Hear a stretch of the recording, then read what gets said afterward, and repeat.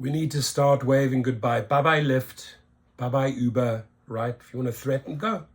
A lot of other companies. Drivers, don't be fearful. Austin, Texas has shown us, right? They pull out, a lot of companies pull in, and new companies are formed. And guess what? The Austin drivers, I interviewed 15 of them. They made more money, and you'll make more money in Minneapolis. It is good to get these two companies out of a city, right? It should be our collective effort to shove them out. If they are not willing to play ball, if they are not willing to pay the absolute minimum, goodbye. You are the weakest link. Goodbye. So check this out. Don't worry, drivers. Uber and Lyft say they will leave Minneapolis on May 1st. Good. If a new ordinance passed by the city council takes effect.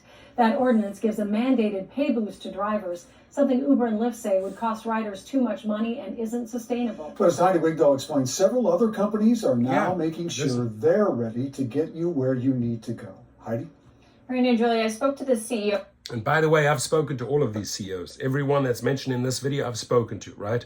They have legitimate platforms. They're operating in other cities and states, and they will kick ass here because these drivers will overnight, right? If these guys bail, and I hope they do, bye-bye Lyft, bye-bye Uber.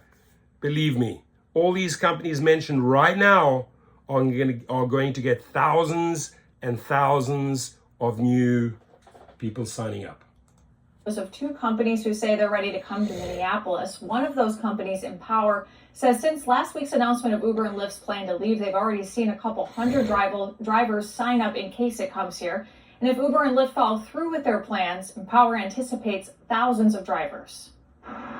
A possible Uber-Lyft exit has companies like Rides excited. It's just kind of grown and take off. Founder and CEO Steve Wright says they can be found in 20 regions across the country. But they started in Austin, Texas, where Uber and Lyft in 2016 left under different circumstances, only to return a year later.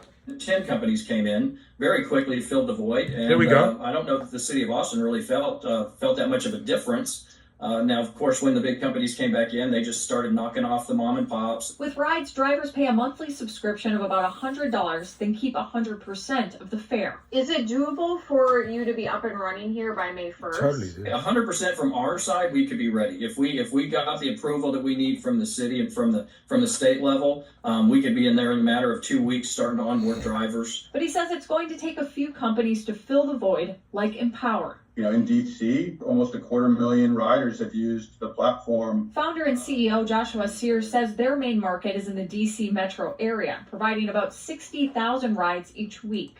This guy emails me every week, hopes that I'm gonna, do all his PR marketing for free, right? That's the other joke. I got to say, the only joke with these Rides and Empower and even the co-op fare are going to get thousands of new subscribers in Minneapolis. Don't worry, right? But these guys are rather cheap. They do not want to pay, other YouTubers to promote their services. Good luck, then you can do it the press release way, right? But we're not out here to do free advertising. And these guys are like, oh, talk about this. Here, this is, money talks, bullshit walks. But they'll all do well. But Empower has hit some bumps in the road. In December, DC issued a cease and desist letter saying Empower was not authorized to operate in the district. We're not a regulatory body. We sell software, just like OpenTable sells software to restaurants. Sears says they only provide the technology. Drivers work for themselves and keep 100% of the fare. I think there's a lot of things that we can do and tools that we will provide to drivers that will help facilitate any regulatory body's ability to oversee and regulate those individual drivers.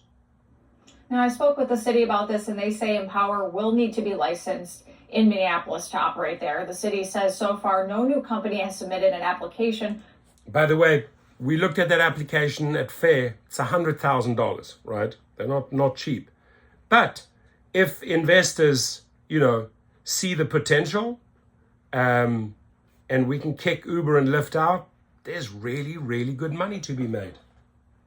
For a transportation network company license, once the city receives an application, it takes 2 to 6 weeks for approval. Both companies told me they've reached out to city council members, but are still waiting to hear back. Randy. All right, Heidi, thank you. First off, if you Thank you. I don't know who this guy is, but they're there. They're there, right? And guess what? You're making more money. Your comments, please. Thank you.